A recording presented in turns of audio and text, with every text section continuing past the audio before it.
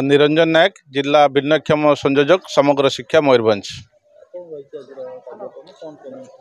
समग्र शिक्षा मयूरभंज तरफ भिन्नक्षम पिलामानंक आकलन शिविर सब आयोजन कराई।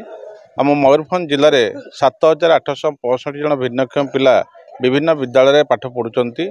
तेणु से जो आवश्यक उपकरण पाइबापी से योग्य विवेचित जो मानक होती से आम डाकिकी ये कैंप को आमर आलिम को भुवनेश्वर विशेषज्ञ मान सब आसछन्ति से परीक्षा कर देखुंत कहार कौन उपकरण आवश्यकता अच्छी से अनुसार विभिन्न प्रकार उपकरण दिज्व।